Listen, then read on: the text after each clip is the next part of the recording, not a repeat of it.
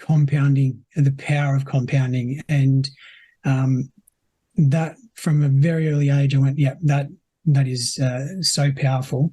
I remember seeing a graph, a diagram, which was the most scary and exciting thing at the time I'd ever seen. And it just put this fire in me to go, well, from the age of 20 to 30, I need to work as hard as I can and as smart as I can to do whatever I can to get compounding on my side, so that I had time working for me. And also, when I bought my first property, it wasn't as scary to do, because I felt like if I did make a mistake, or if I stuffed up and it went bad, I had time to recover. Welcome to Get Invested on the Property Hub podcast channel, the leading weekly show to help you unlock your full self, health and wealth potential. I'm your host, Bushy Martin, and each week I go deep with the best investors, experts, leaders and founders to find out what it takes to break free from the grind, discover freedom and live by design. Subscribe now and join me and get invested in the life you really want. Let's get started. Hi freedom fighters. Are you interested in investing in property? Why? And what have you done about it? Now, most hardworking Aussies know they want to do something in property, but many just can't see how. And the result? Nothing happens. There's always some excuse why now is never the right time to get started, because conditions are never perfect. Or you just kid yourself that you just don't have the time because there's always some other urgency getting in the way. Or you kid yourself that you've got plenty of time, so you just don't have to worry about it yet. Now, this is a real fool's paradise. As I keep saying, it's the start that stops most people. But sadly, this means that most are missing the point, because success in investing is all about time. If it's one thing that you need to imprint indelibly on your forehead when it comes to securing your future, it's the benefit of giving yourself lots and lots of TLC. Now, I don't mean the normal tender loving care, although investing will actually give you this. I'm talking about TLC in the sense of time, leverage, and compounding growth. Like it or lump it, but sustainable success in anything takes a minimum of 15 years. So you need to embrace time as your friend instead of treating it as your foe. And you need to leverage other people's skills and other people's money. And then you can just let the magic of compounding returns do the heavy lifting. So just remember TLC, time, leverage, and compounding. And the first and most important of these is time. You need to make the time now to secure your property portfolio as quickly as you can, so that you can then let time allow the compounding returns to grow your nest egg that are going to generate the residual income you need to get your time back to do the things that are important to you. So take the time to invest now, to use your time to get your time back. Because investment success is never about when, it's always about where and what. Because the best time to invest is every time you can. And the earlier you start and the more time you have up your sleeve, the easier and less risky it all is. If you've got 15 plus years up your sleeve, investing can be a bit like a casual stroll in the park. But if you're like the many who leave it until they're in their late 40s or early 50s and they suddenly have their oh shit super moment when they realise that their super isn't going to be enough to sustain their lifestyle when they stop work, investing in a short time frame in this sense is more like the white knuckle ride of scaling a vertical cliff where any wrong move could end up in life-threatening disaster. So the earlier you start, the easier it is. And today's guest, Michael Olivieri, and I hope I got the pronunciation right there, Michael, is an absolute living example of the success of this approach. As you're about to hear in detail, from a very young age, Michael could see the benefit of property ownership and wanted to get started as quickly as he could. As a result, he dedicated his career to learning as much as he could about property, and he managed to secure his first property at the tender age of just 21. Now, by the time he was 29, he'd grown the value of his portfolio to over $3.5 million.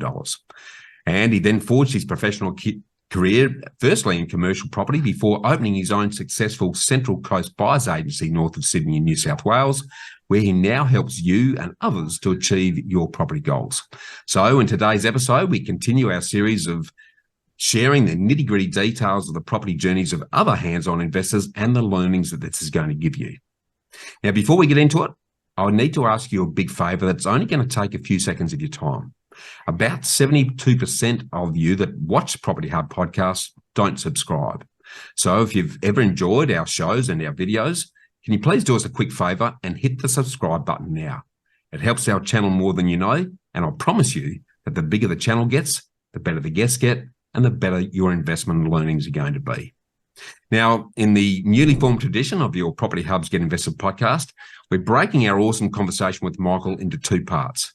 Today's chat will focus on unpacking his personal property journey, with next week's flow-on discussion is going to reveal how his buyer's agent's approach is helping you and others to avoid the common property mistakes in order to optimize your property portfolio performance. So after having the pleasure of meeting Michael at the recent Property Investment Professionals of Australia, or PIPA conference in Sydney, I'm really looking forward to our conversation. So welcome, and let's get invested, Michael. Thanks, Bushy. It's an honour and a privilege to be here with you today. I really enjoyed our chat at the PIPA conference, mate, so I know we're going to have some fun today. But Michael, sort of kick things off, for those who don't know you, can you start by telling us what you do differently and, more importantly, why you do what you do? I don't know if I do anything super different to other investors. I'm not one to be very sort of innovative in terms of trying to, change the wheel or reinvent the wheel. I learned from others, saw what they were doing that was successful, and just did the same.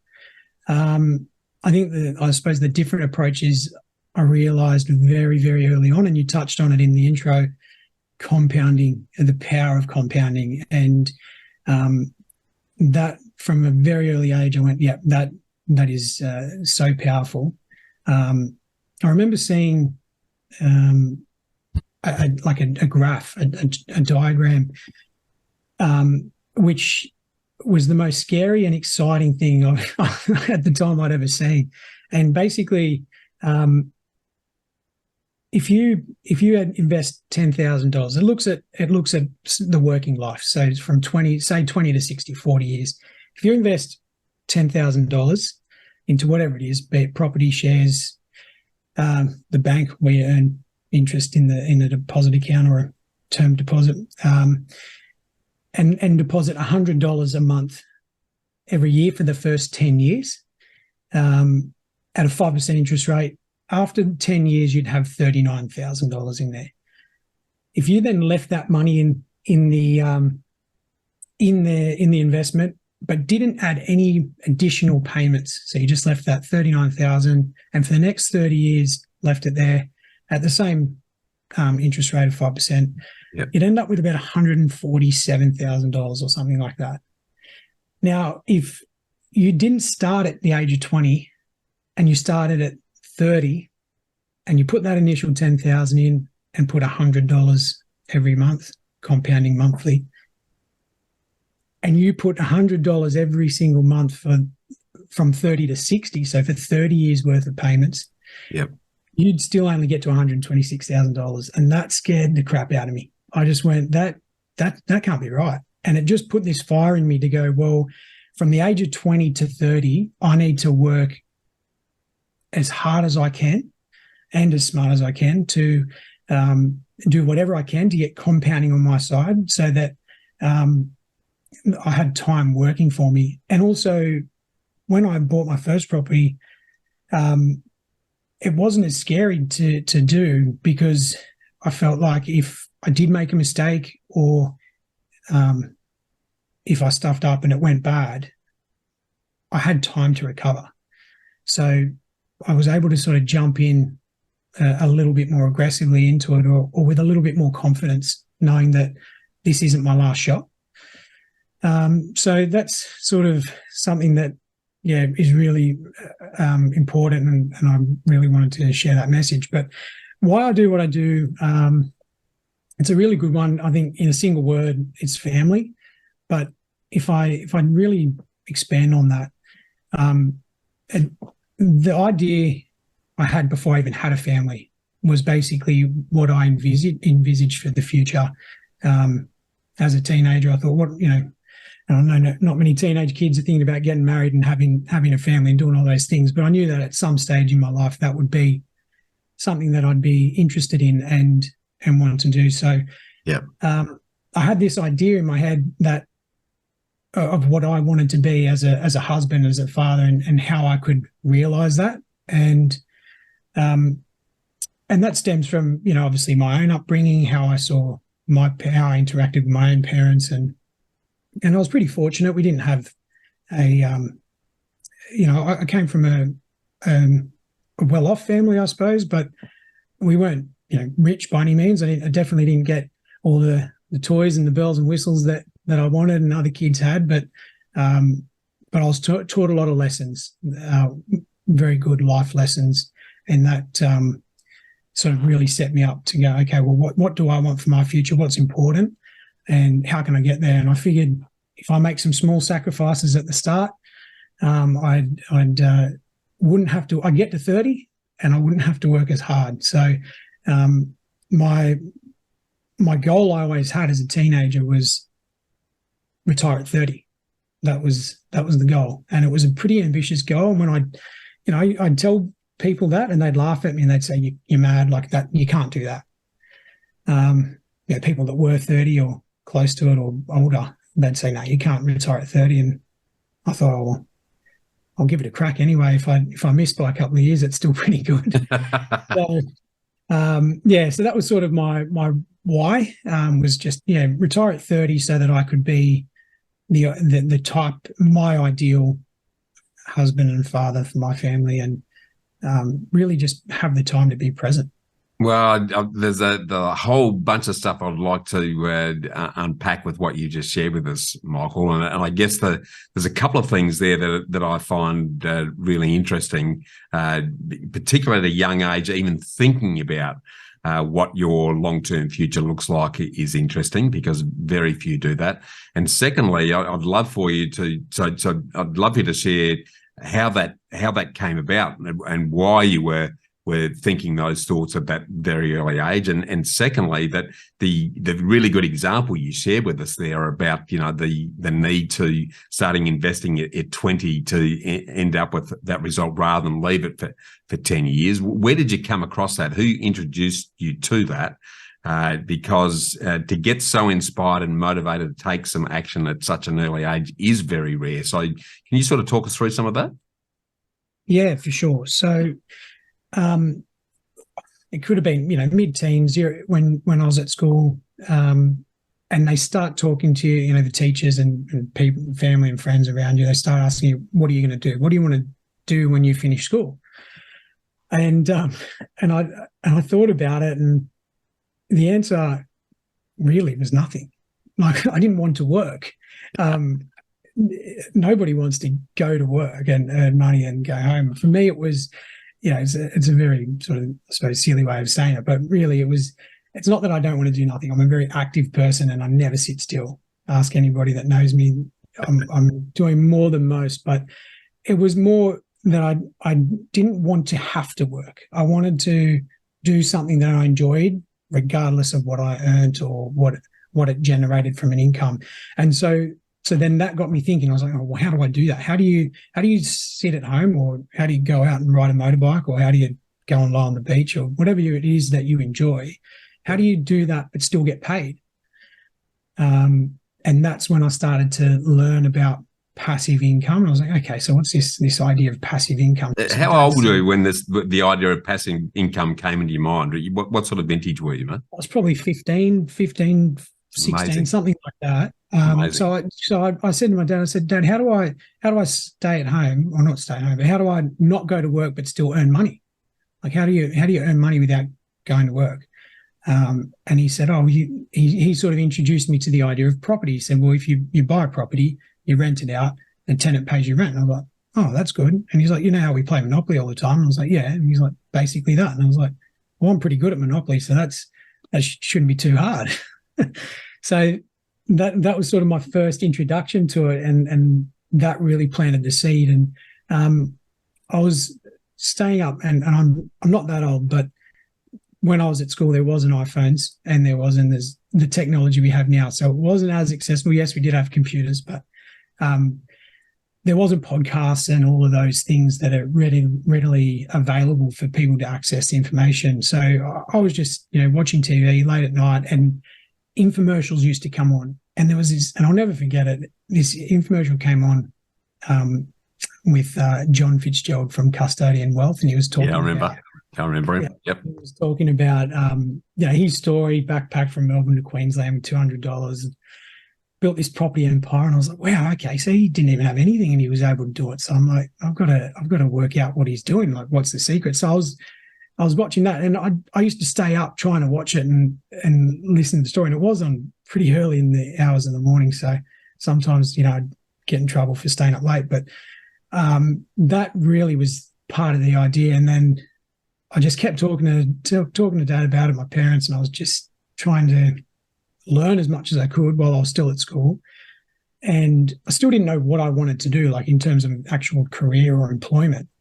I just knew that I wanted to build a property portfolio that was going to pay me a passive income so that I could live life on my own terms, or as you like to put it, live life by design. Mate, I absolutely love that. That's really inspirational, mate, to hear someone that, that 15 that's starting to think about those things. If I had my time around again, it wasn't until I had an early life crisis that I was forced to have to think about it. And there was a lot older than, I was 33 when that happened. So I got great admiration for you. And I guess what that's telling me to some degree, given what you've already shared about your dad, can you sort of take us through your, a bit of a Reader's Digest of your life journey so far in terms of where you've invested your time, energy, and money, and how important that family background and upbringing was to,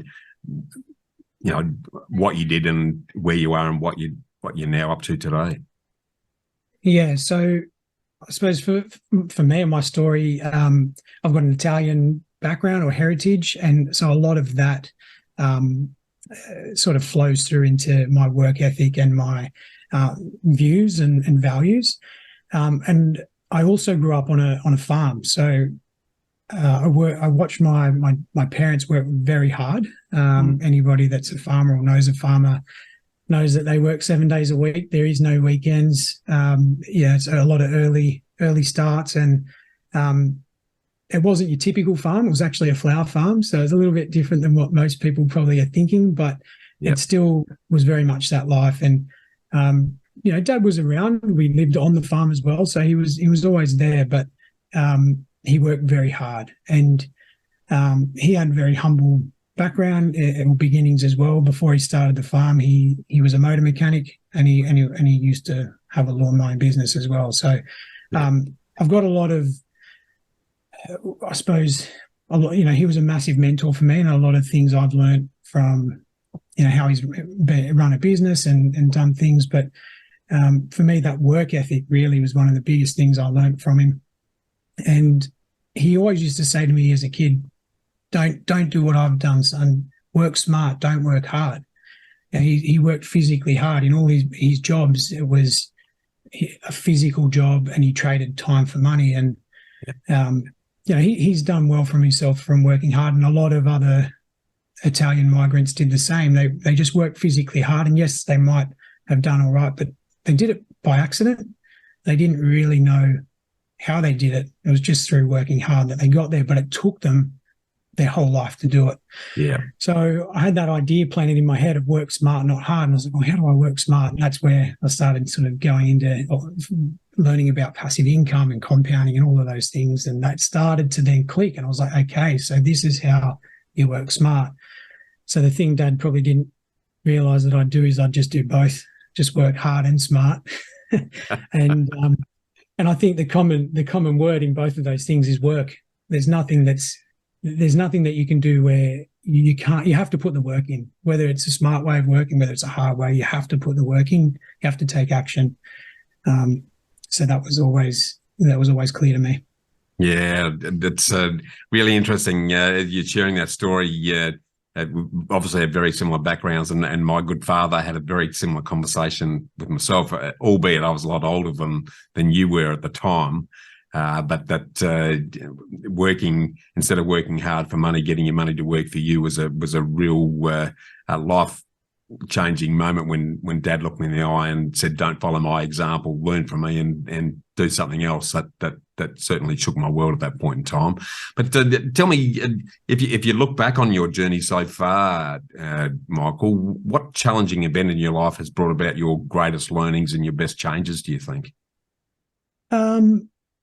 I'd say probably right today in this moment is my most challenging moment. I think if you look back on your life, yesterday should be easier than today, because you should always constantly be challenging yourself. I've very much always had that mindset. I'm my biggest competition, and if I'm not pushing myself each day, then I feel like I'm going backwards. So this point in my life is probably my most challenging, juggling family, investments, money, business, and time, trying to actually fit it all in. That's my biggest challenge. So it's led me over the last sort of year and a bit to really reassess and think, okay, well, sit back and go, well, what did I want to achieve? Why did I go on the path that I did and make the sacrifices that I did so that I could achieve the life that I wanted? So I'm starting to try and swing that pendulum back a little bit, to a bit more of a balanced lifestyle, have a bit more time to do the things I enjoy, and the reason why I build a property portfolio in the first place. Yeah. No, that makes perfect sense. So if you look back on that upbringing and what's emerged from the Italian ancestry and the working on the land, how has that affected your core values and beliefs, and how has that influenced the decisions that you've made since that sort of penny drop moment when you're about 15, moving forward, mate? If I look back to my grandparents when they migrated to the country, and they literally just came with, two luggage, 2 suitcases and nothing else, it taught the value of being frugal. So I was very frugal. Every dollar I earned, I saved.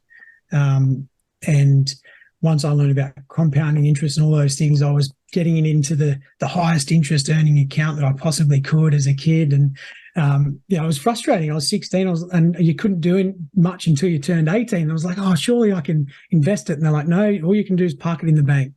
Fortunately, at the time, I think interest rates were similar to where they are now, around 6%, something like that. So 5%. So it was, it actually earned a fair bit of money. And I remember the first time that I was earning like $50 a month, and I was like, that is paying my phone bill now.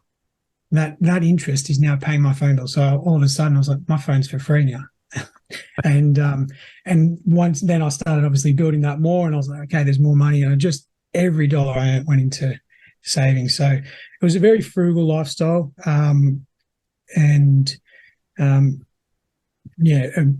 it was all based around family, a lot of based around food as well, but just really getting enjoyment out of those sort of simple things, and that solid grounding always gave me a good place to base from. I love that. So and we'll get into the nitty gritties of your property journey shortly, but where did you end up going in relation to your work career? What you mentioned you're earning $50 a month there. Once you'd left school, can you just take us a little bit on your professional journey, if you like, and then circle it back to what you're doing now? Yeah. So when I was probably in year 12, and I like growing up on the land, I really loved working with my hands. I thought for sure I was going to do a trade. I wasn't going to go to uni. Not that I felt like uni was unattainable. I just thought that's not for me. I hate sitting in front of a computer. I was like, no, I've got to be outside. But yeah, so I had a few ideas around, do I become, a builder, a carpenter or something like that? Or going to something to do with sport or fitness, because I really enjoy playing sport and being active. So I thought that's something that I was going to do. But a family member of ours was also a careers counsellor, and I was having a chat with him, and he said, "What are you thinking about doing?" I said, I was thinking about going to uni and doing accounting, but I don't think uni's really for me. And he said, "Oh, there's this property degree." Because he asked me, "What do you enjoy doing?" And I was telling him what I wanted to do. I wanted to build a property portfolio. And he said, "Oh, there's this property degree." And I went, "Done, sign me up." That is exactly what I want. I didn't even ask any questions about it. I thought that's got to be, I just wanted to learn as much as I could about property.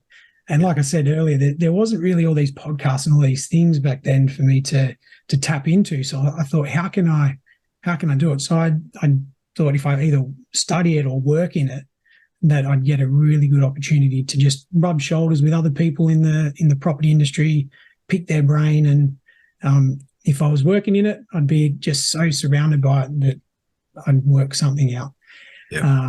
So that led me to do my university degree with which was basically a business degree with a major in property. Really good grounding around a lot of the aspects of property. Even though it's a relatively small industry, there's so many little things you can do within it. So got a good understanding of that. I had to do a valuation unit every semester. And after doing that, I went, I definitely don't want to be a valuer. But it did give me very good understanding of how to value property, how to understand what a property is worth.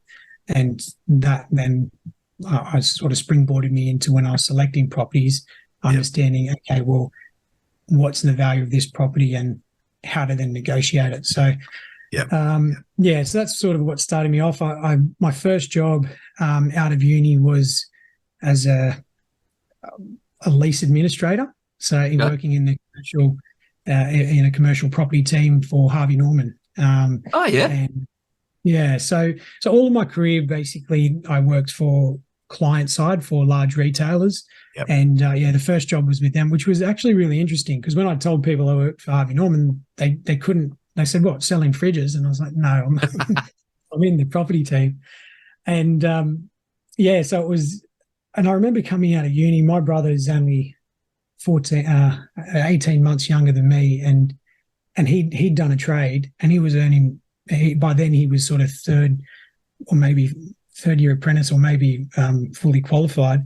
And I was earning 45 grand a year, and I thought, and he was earning more than me, and I'd just done 3 years of uni, and I thought, what have I done wrong here?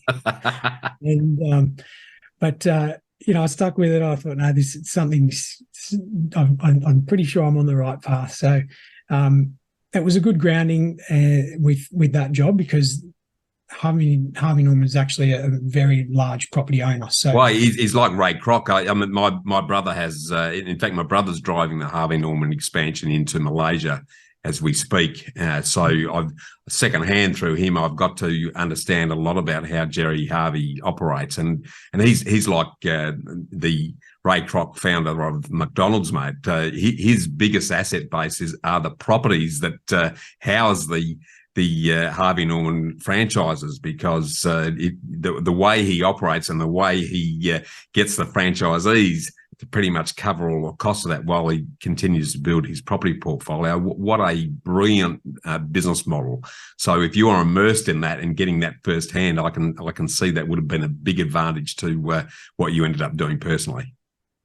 Yeah, it definitely was. I remember when I was working there at the time, that a third of the total income that company generated, Harvey Norman generated, was derived from property. And I thought, wow, for all of the retail sales, for all of the other fingers he had in pies, property rent generated 1/3 of the total business's income. So Jerry definitely was, he was onto something. And that's when I started looking into realizing that McDonald's was obviously a property business, not a burger business, and all of those other things. So that exposure to how powerful property really is, that was really good. So obviously went from there to bigger things, and so slowly worked my way up into leasing and portfolio management through different companies and different roles in different companies. Each time the property size got smaller, so I went from Harvey's to Bridgestone to a Porto and Red Rooster. So each time the property, the retail space got smaller, but it got faster. Yes. And so that was really exciting. I actually ended up enjoying, like, finding a passion there that, people say you got to enjoy what you do so you don't work a day in your life. But I think at the start, as a kid, especially if you don't know what you want to do, you just go and get a job and you start working, you make money. And for me, I was making money to buy property because that was what I wanted to do. But I ended up actually enjoying what I did, so that was a bonus.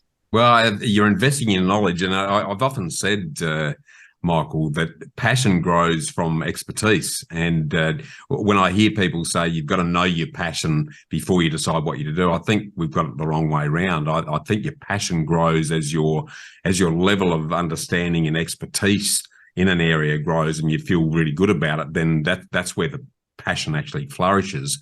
And I think in your case, given that you would, again, very smartly immersed yourself in the property arena from a professional perspective, that then all of that head knowledge you could then start to direct into your own building your own portfolio. What a great way to go. So tell me then, you sort of stayed in that commercial space for a fair period. What then triggered the move to, and I'm assuming that the next move after that was to start your own buyer's agency, or were there any steps in between? So basically from the corporate career, I got to a point, and it was during COVID, where obviously we went into lockdown.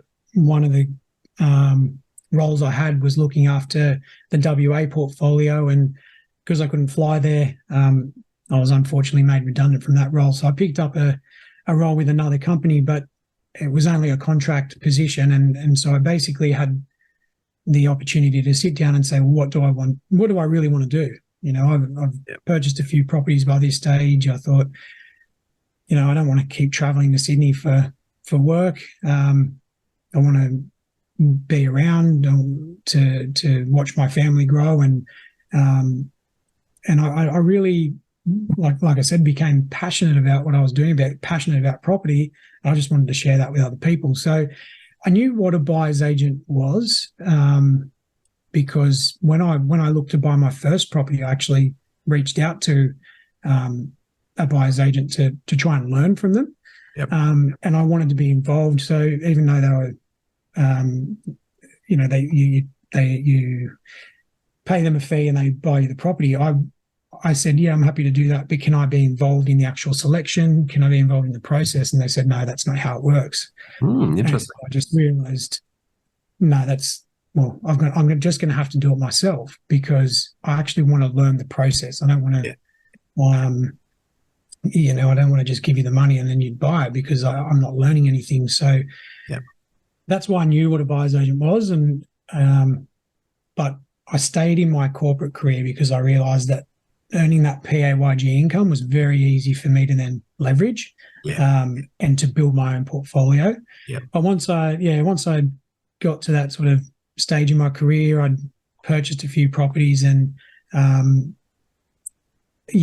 hit. COVID was a really good, I suppose, a good thing for many people to really think about what they want out of life. So that's what led me to start the buyer's agency, and basically I just did that.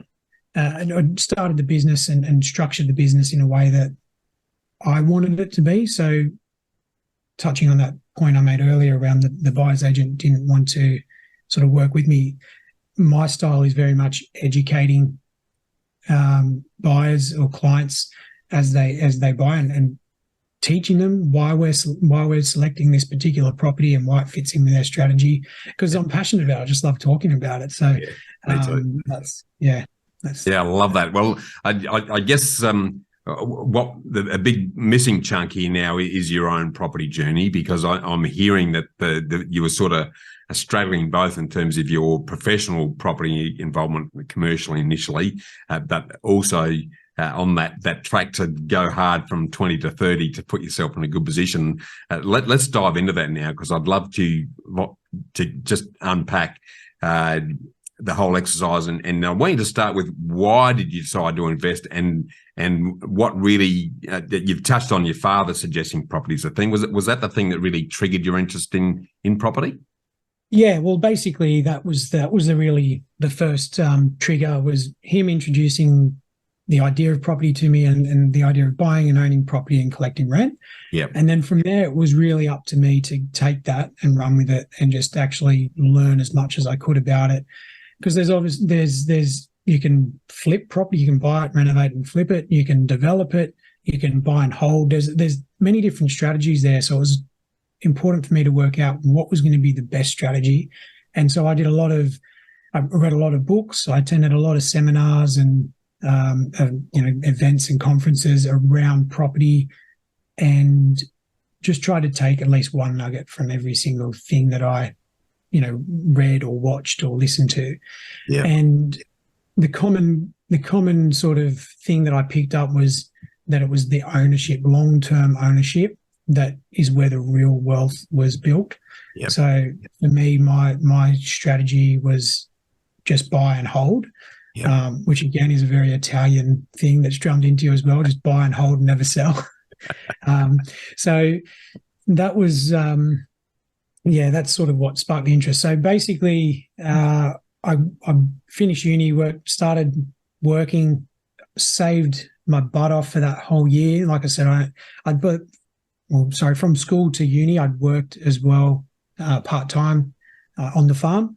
Yep. So whenever I wasn't at uni, I was working on the farm, and I'd managed to save, I think, $30,000 in that stage. And then started my career. And like I said, I only made 45 grand that year. So I actually worked 3 jobs to be able to save up more money. And by the end of that year, I think I'd saved about $70,000.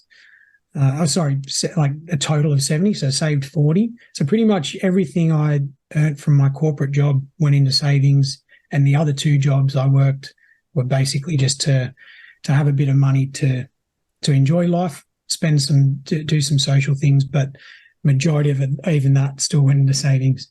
I love that. Yeah. Sorry to jump in there, but before we get into what you then start on buying, etc., do you have any initial fears or feelings of concern about property and investing before you actually pulled the trigger? No, not so much about property itself, but definitely when when I signed that contract, when I bought that first property, buyer's remorse kicked in, and I was like, oh, what have I done? I started doubting myself, and do I really know what I'm doing? Have I researched enough? And, all those normal things that a first-time property buyer or property investor goes through. So no, I didn't really have fears about property, because I felt confident that was a thing long-term, but it was more just doubting myself, still being young, 21. Everyone else was out partying or going over to Europe, and I was signing a contract for a property. So I love it. What I think is important there, and good to share with those that are listening, is that because you're invested in your knowledge, so you're talking to a lot of people, you are reading a lot of books, you're going to seminars, that in itself helps to evaporate the fear, because the confidence grows as the clarity and the understanding emerges from that. So you're then going ahead without those fear hurdles getting in the road. So I really appreciate you sharing that, mate. Let's now, I really want to jump into the nitty gritties of the particulars of your property journey, in terms of what you did, when and why, what challenges did you overcome, what worked and what didn't, and what have been the learnings from all of that. Yeah. So I suppose let's talk about the first property. So I knew that I wanted to buy land. So I'd worked out a bit of a strategy, which for me was buy house on land, hold that property for as long as possible. If possible, also have some kind of development subdivision potential on the property. So with my 70 grand I'd saved up, basically I had enough for a 50K deposit as a 10% deposit. So for a $500,000 purchase with purchasing cost as well. So wasn't much money. I suppose, well, back then it probably was. It allowed me to buy a property in Sydney. And I was lucky to have some good people around me that I could draw advice from. So I looked at sort of some areas, and I was looking around Parramatta region, but 500 grand then I could probably only really get a unit. How long ago was this, mate? I just put a time frame. 20, what is it now? Probably 2014, I think. Yeah, okay. 2014, yeah. Yep. So and so that was the start of the Sydney boom back then too. I think we're definitely in it, because I remember watching the market so I ended up buying in a suburb just outside of Penrith, and that was I watched that really closely for 6 months, and every property that was listed, whatever price it was listed at, it was selling like 50 grand over, and I was like, oh, this is just running away. Yeah. And I was starting to think, how can I do it? So that knowledge basically gave me the ability to, when I found a property that I went, yeah, that's the right one, or that's the one I want to buy, I knew what I needed to offer in order to secure it so that I didn't miss out on it. Yep. So yeah, I purchased that property. It was just a modest 3-bedroom home, and had a very light renovation done, but it was on an 800 square metre block. Yeah, nice. And it was already rented from the start, so that was good.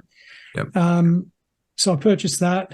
I then worked hard for another, I think about 9 months, worked and saved everything I could, and then I thought, all right, I'm going to put a granny flat on this property, try and pull some additional income out of it, because I was still, I think I'd had a small pay rise, a bit of a promotion, but still nothing crazy.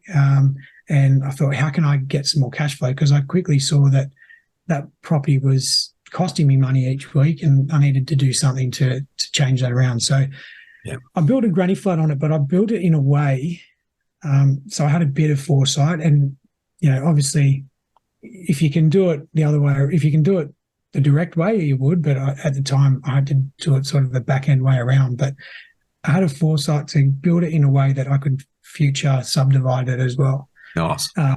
So I built it as a granny flat, which was easy. I didn't have to go through council, just went through the CDC process. Yeah. But built it in a way that I could then extend it as well. So I had a big roof line, a few other things like that. But nice. So I did that, and then again worked hard for another 6 months, saved as much money as I could, and then I engaged a town planner and a surveyor and a few other people to help me put that DA through. Yep. Got that subdivided, and in order to do that, I had to do some more work to the property. I had to put a driveway and some crossovers and everything else. Yep. Yeah, all those types of things. So additional water meter, all that kind of stuff. Yep. But all of that, and this is 2022, 23. I just was getting my hands dirty. I was doing as much as I could myself, getting very involved with all of the consultants that I was engaging to pick their brain on everything they were doing. Right. Not that I ever wanted to take their job away or do their job, but it was just to understand it, because I enjoyed it. So once I'd subdivided that property, that's what really kicked me off into or springboarded me into future properties. So, and I love the idea of dual income. So I was like, okay, I've got to find some more of these. Yeah.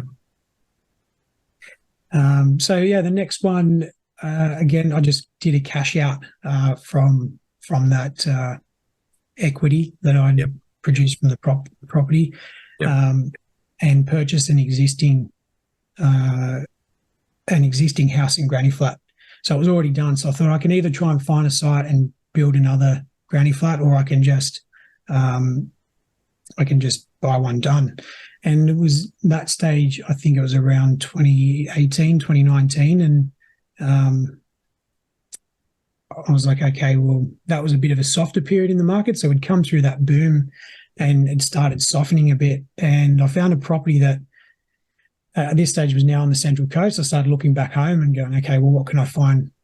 Because Sydney had gone so crazy then. I was like, I don't have another 500 grand was sort of all I could buy again. So I found a property and it was a really good return. I think it was a 7% return. Wow. and so I purchased that. And that's when I started sort of dabbling with different ideas around entity structures and things as well. So I started speaking with my accountant and trying to understand. I told him that I wanted to grow a property portfolio. I didn't want to just own one or two. I wanted to own as many as I could.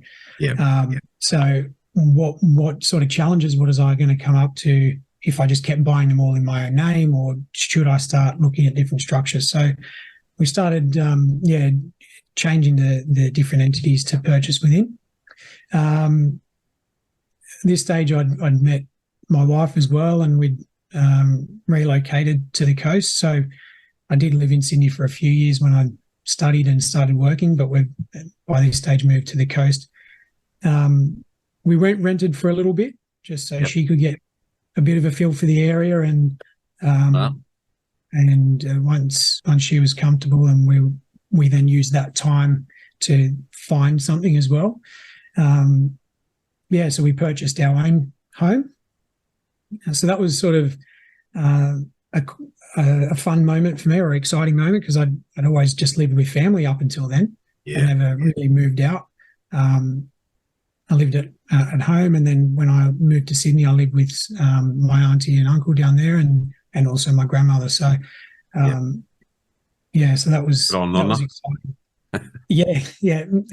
She very much spoiled me and looked after me, but forever grateful for that ability to have lived without needing to pay rent was something I'll be forever grateful for, and it definitely helped me save a lot harder. But at the same time, I didn't take advantage of it. I didn't just go, oh, well, I don't have to have all these extra overheads so I can party harder or blow my money. It actually made me save harder because I wanted to make them proud and actually show that they gave me a helping hand, not necessarily a cash, putting cash in my hand, but they gave me a lot of assistance by allowing me to save. So I wanted to really prove to them that they didn't do it for nothing. Yeah. Hey, I love what you've shared there, because I think there's a couple of really important messages that come out of what you've done. And one is that you were so focused on building the portfolio that you clearly worked very hard to put together the deposits.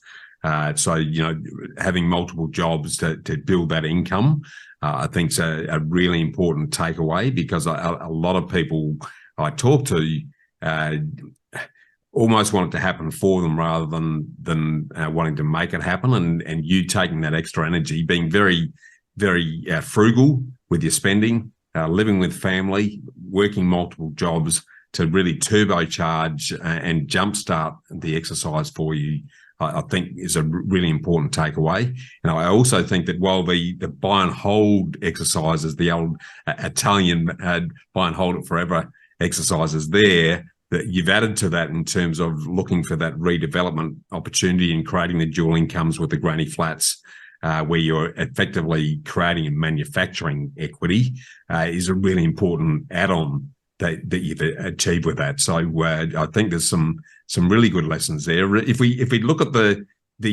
evolution of your strategy, then, while it was initially buy and hold forever, has it changed at all? And what does your strategy look like now and into the future in terms of what you're wanting to achieve? Yeah, it has changed a little bit, Bushy, in terms of sort of more around lifestyle and balance. So the interest rates at the moment are obviously increased very, very quickly in a very short period of time. I used the power of leverage while I was young and did leverage myself up a lot. Any dollar I could borrow, I would, because I knew it was going towards good debt. And so I wasn't scared of it. And like I said at the start, if I made a mistake, I've got all my life to fix that up. But so I really leveraged high, and I did work hard to save as deposits as much as I could. But then when I did that subdivision, that opened up a lot of equity, which I really tapped into a lot of that. So I didn't really go over the sort of the 80% mark after that. I kept it very highly leveraged. Yeah. And in property growth has then obviously pulled my LVR right back down. But the actual debts themselves didn't really reduce all that much, because the first one I just had it left on interest only, and subsequent ones I've tried to put to P&I, but I've also been more focused on paying down that owner-occupier loan, because that really is a bugbear of mine, knowing that to me that's a bad debt. This debt's not making me any money, and the property's growing in value, but I'd rather have that interest as a tax deductible expense rather than just watching that money go out the door. So the view I've sort of something I've been thinking about, and I mean in the process of doing, is selling off that first one to reduce a lot of debt, and both investment and owner occupied debt, just to free up a bit of cash flow. That's probably off the back of my choice to start a business as well and put a lot of focus into that. But also having started a family and wanting to actually achieve the ultimate goal, or that ultimate lifestyle of being a present dad, being a present husband. I could have easily just kept working hard, which is exactly what I did. From 20 to 30, I just knuckled down. I worked smart, but I worked very hard. And I thought, if I just stay on that way, I watched a lot of my grandparents and that generation do that. They just worked hard, and they're still working hard even though they don't need to. But that's all they know. And I had to be very conscious around, do I just follow that same path, or do I want to live the life I actually envisaged when I was a teenager? And what does that look like? What is the ideal lifestyle? If we jump into the future and we apply that living by design sort of approach, what does your ideal lifestyle look like, Michael? My ideal lifestyle is to be back on the land. I'd love to own my own acreage. I don't want it to be necessarily a working farm, but just obviously I'd have some animals on there, and but that's more for a hobby and for a joy and a passion. But I'd love to just be on the land. The life I had growing up, I just think really shaped who I am, and I'd love to give that to my kids as well. I also just love the space and freedom that gives you. But really, it's just doing what I want to do when I want to do it. So I don't want to stop buying property. I really love doing that, both for myself and for my clients now. So I get a lot of enjoyment out of that. But I like that I don't have the pressure to have to do it. So that's sort of why I'm looking to restructure my portfolio so that I can actually do what I set out to do in the first place, which was not have to work. I love that. You touched on the ownership entity structures earlier on. Talk us through the evolution of your thinking and what you've done differently so far along that journey, and what that might mean to the types of entities that you buy properties in the future. Can you share that with us? Yeah, so I suppose I'll go back one step to explain how that sort of came about. So after I purchased my first property, I always continued to invest in education, invest in my knowledge. And so I continued to go along to seminars, and there was a lot of those, I suppose, property spruiker seminars where they're trying to sell your property off the plan or whatever else. But there was some that were also about education. So they don't give you a property to buy or select a property for you to buy. They sort of show you how to do it. And I started looking at different ways I could do that. And, I look back on it and I go, was that money well spent? Well, yeah, I learned something. So I try not to live with any regrets, but that was probably my mistake, I would say, or not a mistake, but just something that I go, okay, I learned my lesson there, spent some money on that course, but probably could have put that elsewhere, which would have got me a better return. But in doing that, I was looking at purchasing property interstate and overseas, looking at different options, and part of that was to set up a trust and then and purchasing that structure. So I'd set up the structure. I didn't end up buying anything overseas because I thought, no, I want to keep my focus here. And so I said to my accountant, well, we've got this trust. May as well use it. So we selected a property, so that property that had the existing granny flat on it, to go into there, because that was a positively geared property. And so rather than continue to add money to my taxable income, it stayed within the trust and just retains profits within there. So that was purchased in there, and that was sort of by accident or by chance, because of the path, because I created it basically. Yeah, I thought I'd spent the money setting it up, may as well use it. But subsequent to purchasing our family home, I then wanted to help I've got two younger brothers. I wanted to help them with their property journey, and so we set up a company with my mum and dad as well, which we purchased a property in that entity as well. Yep. And so that's been a really good learning lesson.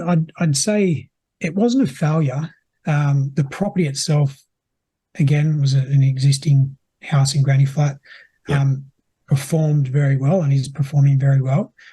The structure, though, I've learned a lot from doing that, and so I've realised that the way we set it up and structured it has actually sort of set me back a little bit personally from future lending and leveraging.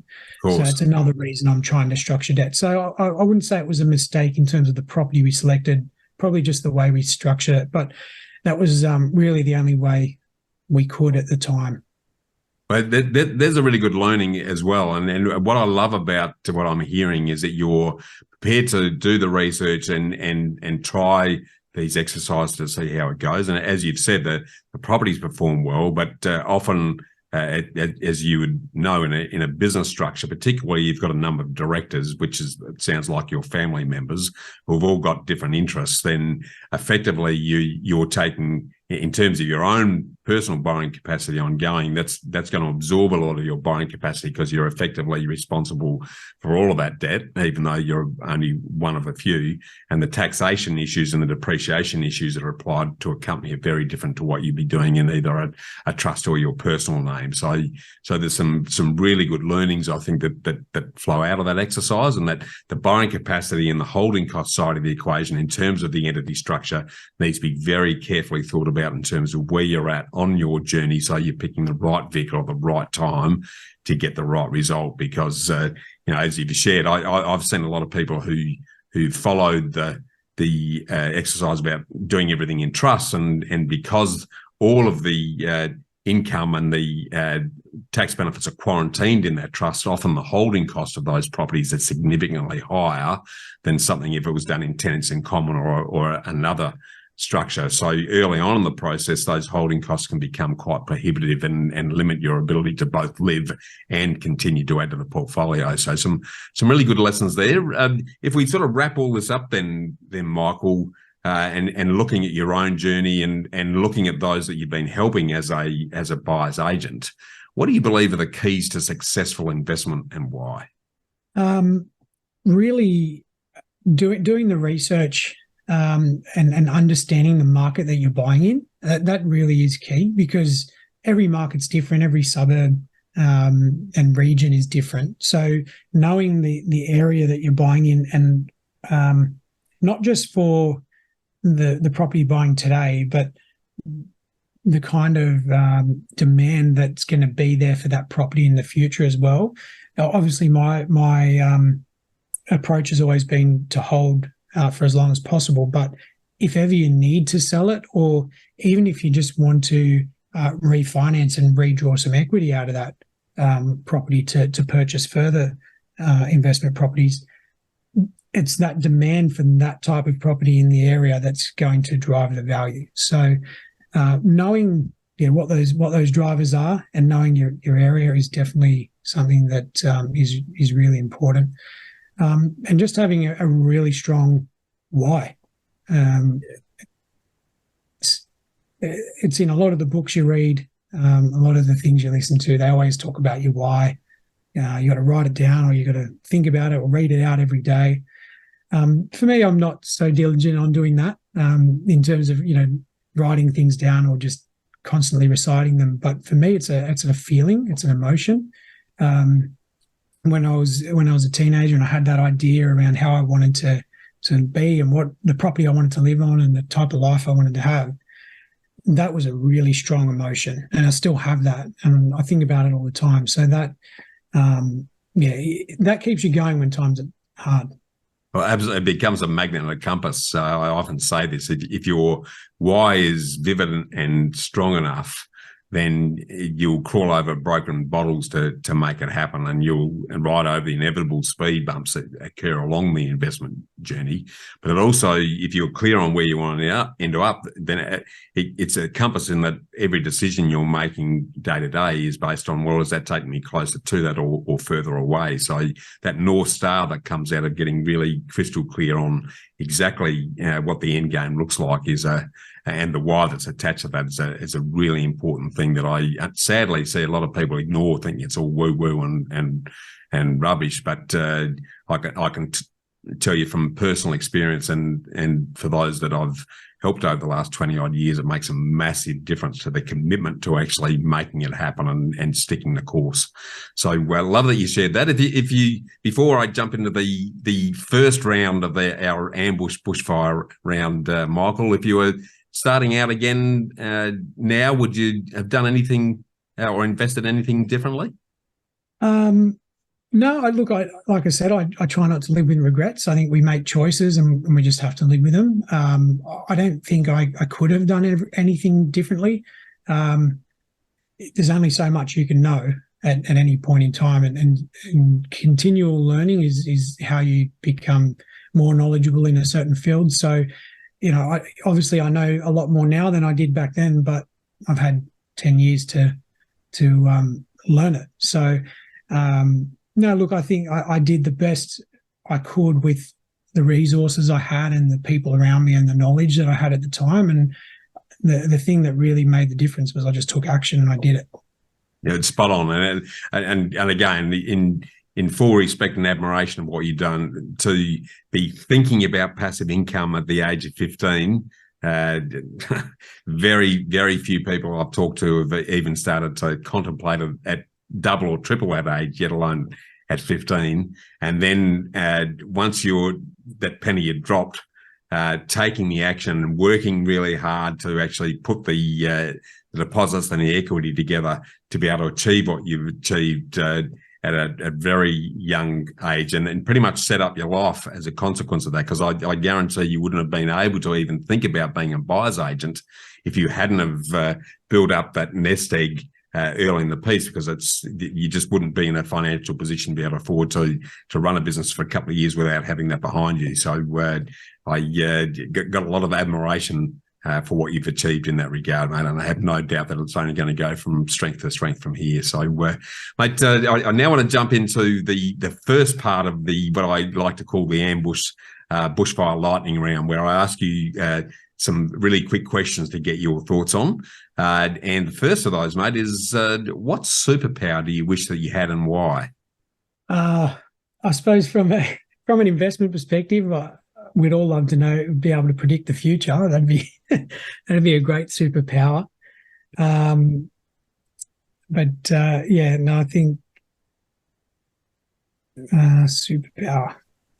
All right, I think you've covered it right there. The number of times I've said, if only I had a crystal ball that would tell me what's going to happen with property in the future, then that would have made life a whole lot easier. So I think you've covered that off really well. Jumping into the next question then, Michael, what do you think would be the title of the book that was written about you if your worst enemy wrote it? Oh, probably the tight ass who owns property.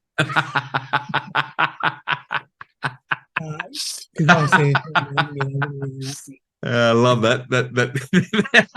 That is awesome, mate. Off the top of your head. Next question. Sorry to interrupt. I know the answer to that question before, the superpower, would be to have more time.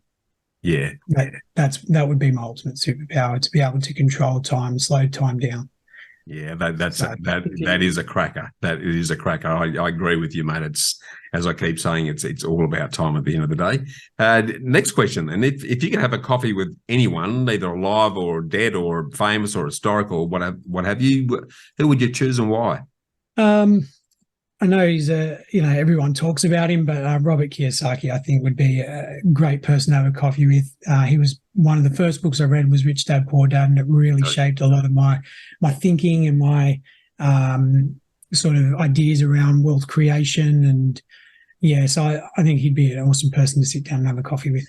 Yeah, I tell you what, if you look at the legacy that he's created through that book, I'm like you. I had my Kiyosaki moment back in the 90s, and that was a life-changing moment for me. I actually went and saw him live. He was in Adelaide, and so a mate dragged me along, and I read all of his books. I played his cash flow game. It really completely flipped my lid in terms of the way I looked at the world from that point on. And I wouldn't be sitting here talking to you today if it wasn't for Robert Kiyosaki, mate. There's no doubt about that.